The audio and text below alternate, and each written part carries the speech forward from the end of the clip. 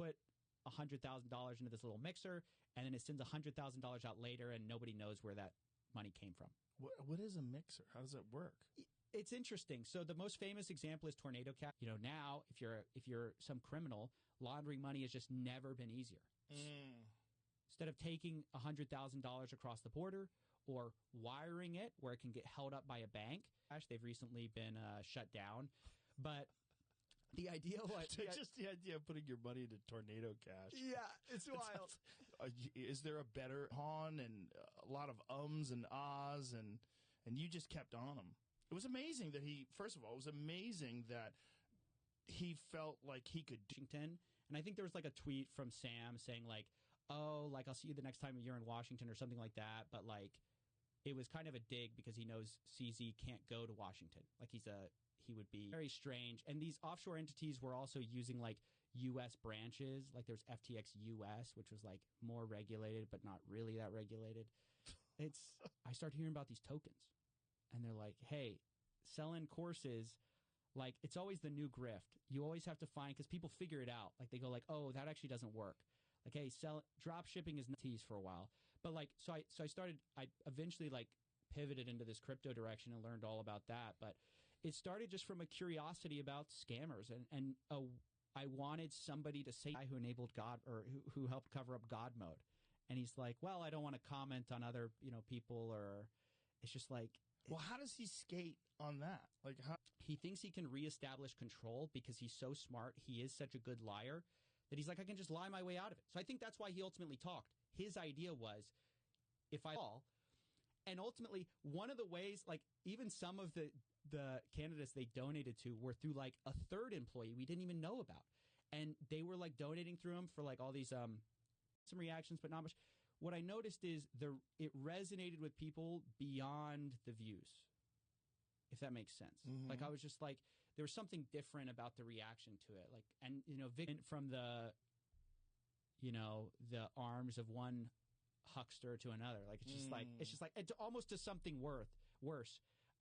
There's no Ethereum left, there's no Bitcoin left, you don't have the real tokens anymore, you just have your sort of nonsense FTT tokens, the tokens you invented.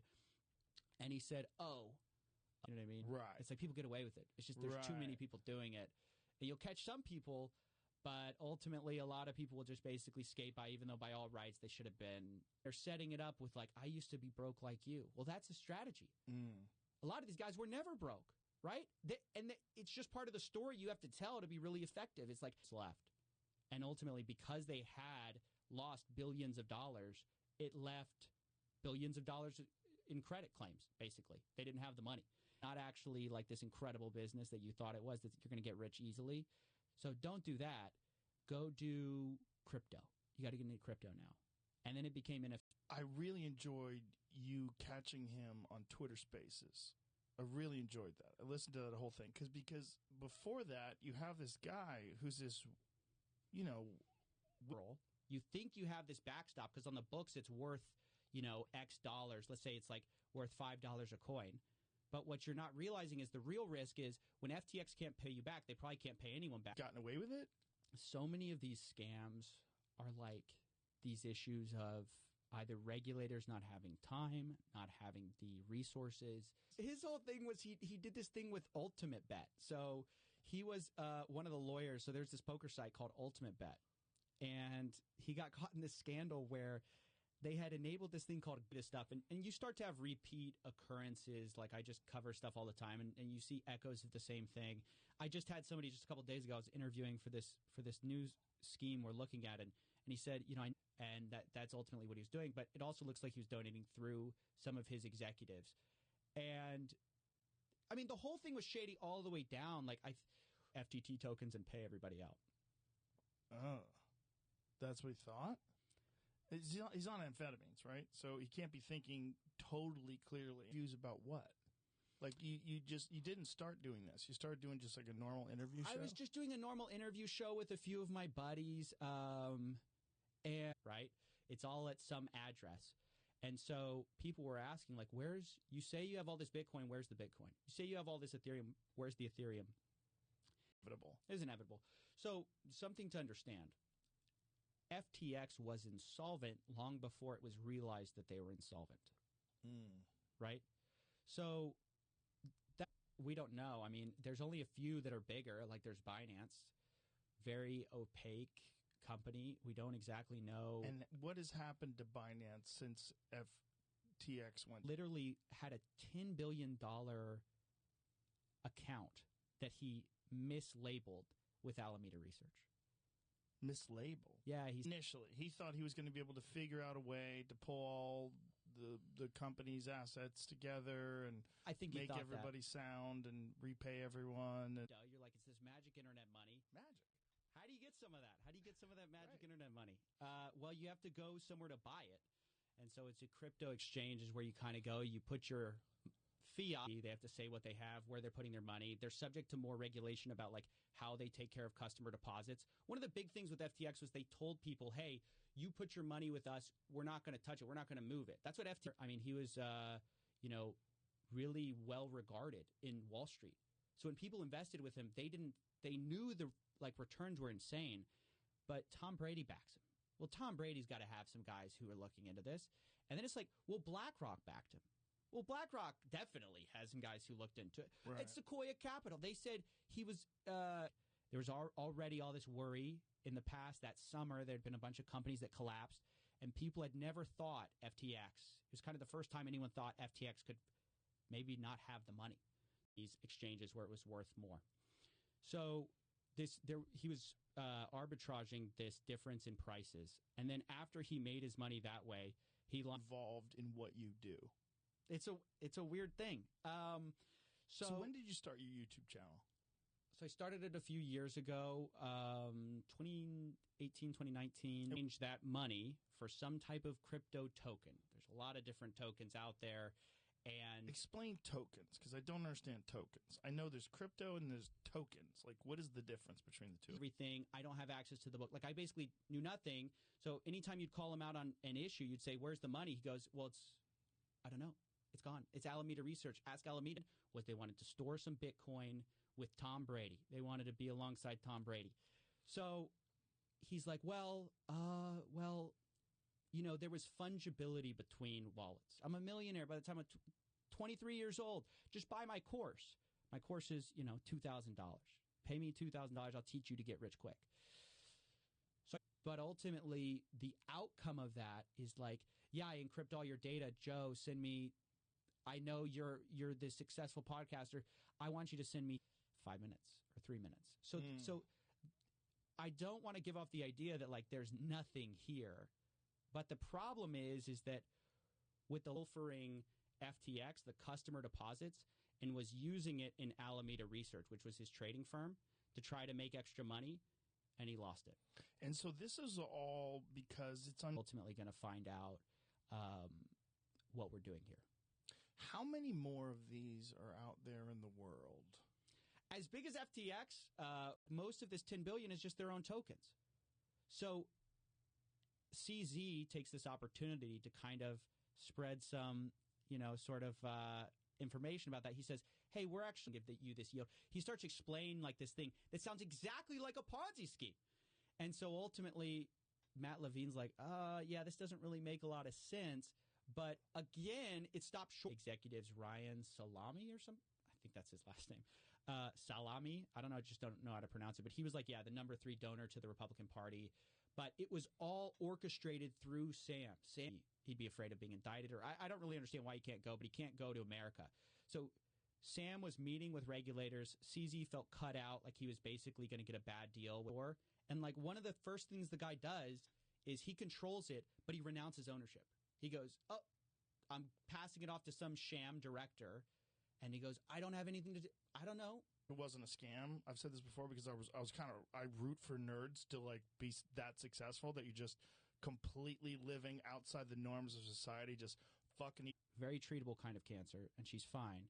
But at the time I watched her as she's like, gets this diagnosis, gets swept up with all these hucksters who are telling her that the way to treat thyroid cancer, reputable people like BlackRock, Sequoia Capital, they all invest in this guy. Kevin O'Leary famously promoted it for like $18 million. They gave him $18 million to promote it? He says, right people in charge who are going to take the fall, you resign, and then you blame it on them later when everything goes wrong. His problem, though, is Caroline Ellison flipped on him. So she definitely flipped on him. She was smart. Yeah. She cooperated. So CZ says, hey, maybe they don't have the money. I don't know. Whatever. I'm just going to sell like $2 billion worth. But he knew what he was doing. Oh, for sure. He's a shark around, right? Kevin O'Leary's in. So you kind of think you're swimming safely with like other savvy investors. And that's what ultimately gets you to buy in. Bernie Madoff is very similar. Figured it out, and someone would have started dumping their coin. Yeah, people already, I mean, even leading up, like CZ gets a lot of the credit for it, but like already, like a day before, story broke that showed that maybe they're not as healthy as they should be, there would have been a run on the banks and people would have found out. It's just like, when are they going to find out? It just, he happened to be the final straw, if that makes sense. So someone would have... The handle now is they're finding a bunch of campaign finance violations because he was trying to influence politics, U.S. politics. I mean, it's insane how deep... He's one of the leaders at the NASDAQ. I mean, he was one of the go-to guys. And so you thought, well, I invest with Bernie, like I can't lose. It's like almost, betting on the house. Might be one of the first, like... trillionaires or whatever, like he's such a great entrepreneur. They think he's such a genius. It might have been one of the A1Z guys, or like nobody knew what was going on behind the scenes. So even though they said like, we're not going to touch your money, as soon as you deposited Bitcoin, I mean, I talked to some of the insiders at Alameda. They said they had this back door that means playing League of Legends while on investment calls. Like at the time, that was seen as this charming, like genius thing. On calls. You could hear even actually. Okay, we're just going to do a few transactions through your name. That just came out in a press release. It's the new charges. He was basically like they call them straw donors because it's like if I give money to you to give, how you're going to make some money. And so people invested in FTX thinking that this is going to be a safe platform. This kid is smarter than everyone else. He's regulated. Like if he was doing this, like Coinbase can't do this. Is that correct? Yeah, Coinbase is much more heavily scrutinized. They actually have to file with the SEC. There was a lot of fear of missing out, or FOMO, in the markets at the time. Everyone thought, oh, cryptos, you have to get in now, right? Because if you get in now, never understood how Bernie Madoff got people because it seems so preposterous. And then I fell for something very similar. And what I noticed with all of these things, the thread is all the crypto people were trying to control regulations to favor their individual business situation. And so CZ felt like he was being cut out in Washington. Put like let's say I have Ethereum, one Ether into this mixer, right? This pool of money. A bunch of people are putting one Ethereum into... Do something like that. Like, why would he publicly communicate? This is one of the... This is why it's so interesting to me to look at fraud. Like, this is why it fascinates me, as well as I think it's an important thing. Lack of regulation and the ability to send peer-to-peer, which means like you and I can just send money to each other directly, no middleman. There's also a really huge opportunity for fraud, scams. People that were standing out and saying, none of this makes sense. Right. And who were those people? So there were a few people. There was Friedberg, shady. This guy allegedly shady. Dan Friedberg. No, he's definitely shady. I'll say that. What was his? I remember, but what was his? So they were paying everybody to promote this FTX crypto exchange, and the idea is this is the next big thing, right? And this is where you're going to make money. Did you interview him before the scandal? No, not before the scandal. So it's like as it was going down. As it was going down, he goes on all these Twitter spaces. He doesn't want to... He's doing interviews with that. And it's like, well, what's fungibility mean? It means whether you were a guy withdrawing who is this degenerate day trader, you can take that money and you can send it to what's called a mixer, which is this like fancy language for a way to like anonymize your transaction. Like you put it... What is... It's a crypto exchange, right? So yeah, how does that work? So the first question is when you learn about crypto, really taking that, I mean, maybe some of them were taking it seriously, but not enough. So if FTX didn't encourage regulation and CZ didn't get upset at that. This is what was going on in crypto. They're called collateralized loans. But what FTX was doing was they were saying, hey, like, we'll take $1 million from you, but instead of giving you why the celebrities are important, and that's why huge part of it. The connection to BlackRock is important. Huge part, yes, because they're the legitimacy that says, hey, I'm, you know.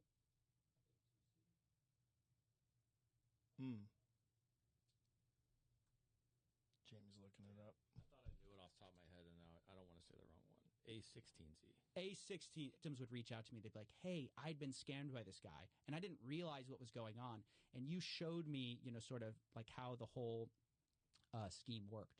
I saw all this, and my experiences up to that point, it kind of led me to like, I want to say something, but why is nobody saying anything? It just seemed like there was this, you know, these people pitching this stuff, and nobody was talking about it. So I made this random video just on. He launches Alameda Research first, which is just like this trading firm, which basically the idea here is we have some ideas. We're going to raise a little bit of money, and we're going to depreciate your transparency. Kind of kissing up a little bit. But I was just like, somebody has to ask him some real questions. So I had 2 prior little Twitter space interactions with him, and he kept getting away with the fact that everyone loses confidence. Everyone sells their FTT tokens. No one wants to buy it. It's worth nothing.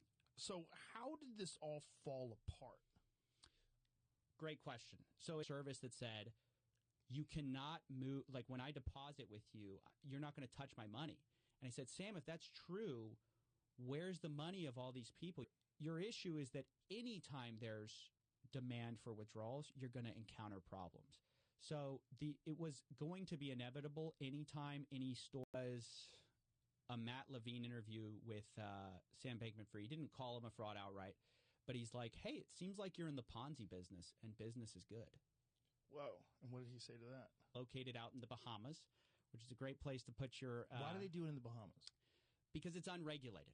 So the problem with doing stuff in the United States, FTX's influence went from the Bahamas reaching into the United States while technically not really being regulated by the United States. Yeah, they were the number 2 donor to the Democratic Party. Company, so they have to report everything. So if you're offshore, you can kind of not do any of that. You can play fast and loose. And, you know, for some people, they think that's better. They can offer, let's say, like 100x leverage. What was the first video? I started as sort of like an interview show, nothing about scams. I had a channel before it. Binance hasn't had similar problems. No, they've had a few runs, and they've covered withdrawals. I mean, so it's just the problem is a lot of it's a black box assets. You can check yourself. Like, I have $1 billion in USDC. Well, that's great, but it doesn't matter if I have $1 billion in crypto, Bitcoin, whatever, if I owe $2 billion. Right. And then when you have them on, there's a lot of, I wasn't aware, I'm not sure, I'm not aware of that, I don't know. There was all this hemming and I'm this guy who's going to maximize good in the world, you know, and that was his reason for working all the time. I mean, that's the justification to be hopped up on amphetamines. It's like maximize productivity, maximize human happiness. Well, you know, there were some margin trading accounts, and I'm like, no, but there were people who didn't trade with margin. There were people who just put their money with you, and all they wanted. And that video has aged so well because it's like people are like, oh, it was all true. But people were outright calling it a fraud. Like Mark Cohodes, he's a famous short seller. These guys basically, a lot of these people backed Sam with the highest endorsements. And so if you're just an average person, you're thinking, well, how much more due diligence can I do than all these other guys? What I know is everyone's always interested in pulling up the ladder after them and like building the kind of the rule book around like, hey, like if you're from this certain jurisdiction that we're a part of, you're fine. If you're not, like, so he decides to donate dark to a Republican, like to Republicans. And part of the accusation is he knowingly did this through one of his dark, where it's like you can donate through super PACs, political action committees, and you can donate as much as you want, and you don't have to be, your name has to appear nowhere. And so that's actually is buying both, lying about it so that you can get all the good press of like caring about all these social issues while also not caring at all. Some of these people making hundreds of millions of dollars. People are miserable at the end of it, and nothing happens.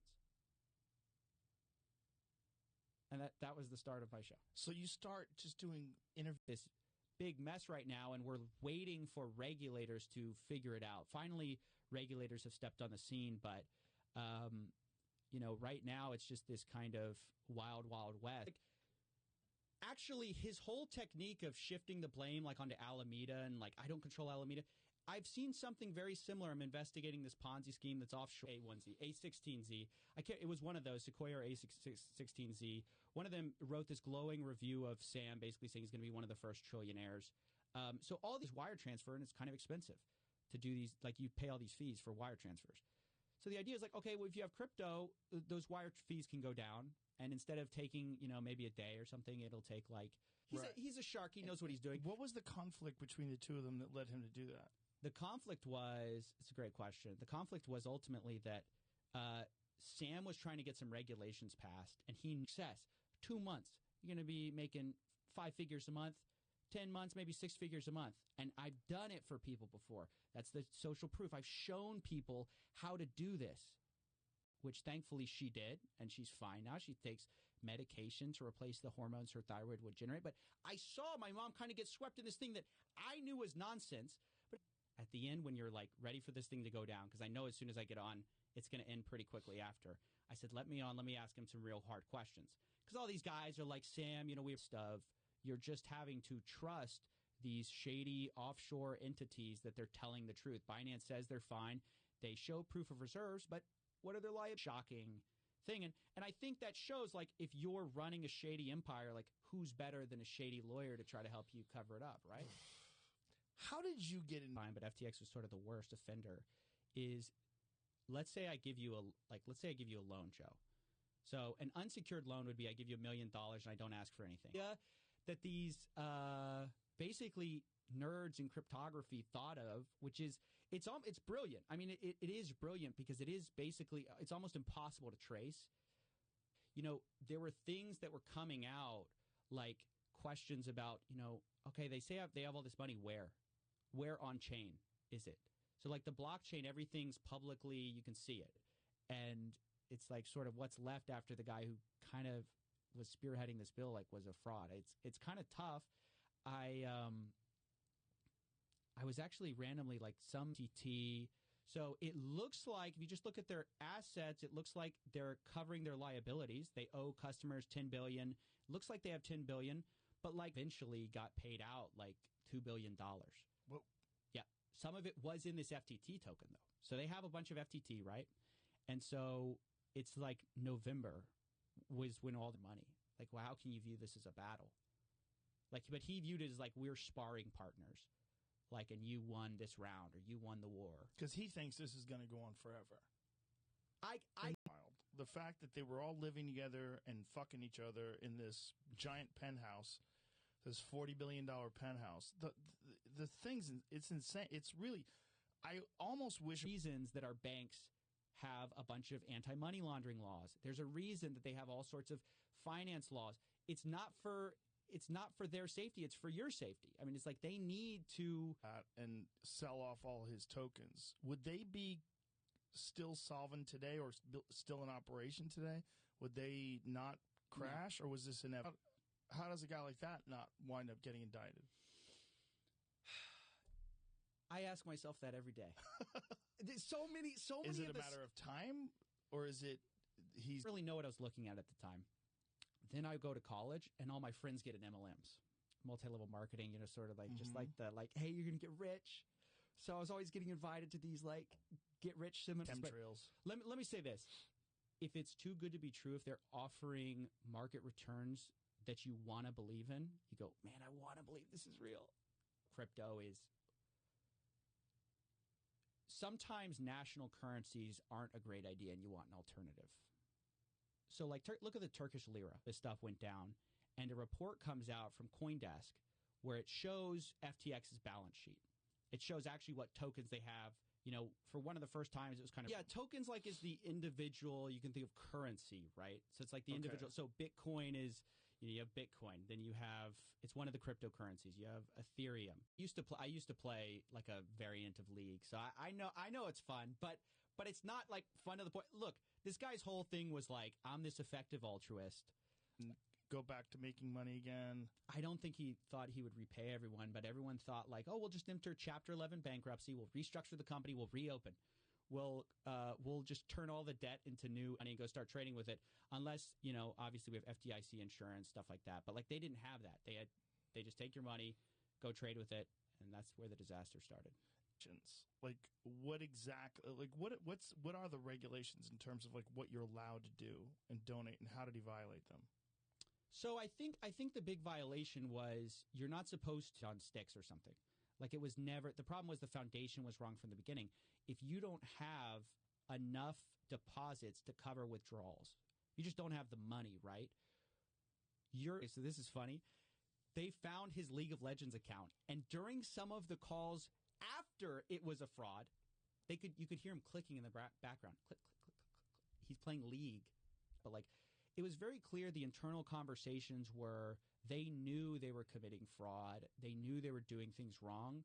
And this idea was, well, no one's going to catch us, right? I lied my way into it. I can sort of lie my way out of it. And this is what he did. So prior to this, I'd interviewed him twice before, and I had kind of gotten hamstrung with he's just so good at dodging stuff. He's like, well, like think of it like a box. And, you tell a bunch of investors, hey, if you put money in this box, we can get some money out. But even Western Union has been they've been getting kind of pinched a little bit. Like, hey, you guys got to stop allowing all of this. But in crypto, because there's no, I start covering it. And then I start to get cease and desist letters. They don't like that. So they start to send me, they say, hey, you better shut up or we're going to sue you. And I was like, okay. I'm not going to stop making these videos. The house always wins, right? So when FTX was taking off, it just seemed like everyone who was someone was backing him. So then it was okay. And then I think a lot of these people deferred. It's kind of like, okay, it's a little bit chic to be donating to Democrats. You can do that without too much, negative press. But if I'm the number 3 donor to the Republican Party, that's going to be a bad look. So the person's not named in the report who is donating to Democrats. We know the one donating to Republicans was Ryan Salami. But that person eventually, what that was to hide it from people who were trying to take a look at his books.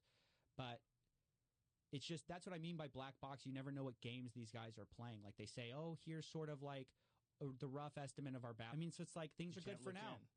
Yeah. You don't know. That was the problem with the FTX. Like they had hidden all their numbers. Like Sam had Liz kid who you listen to him talk. He has an answer for everything. He's so articulate.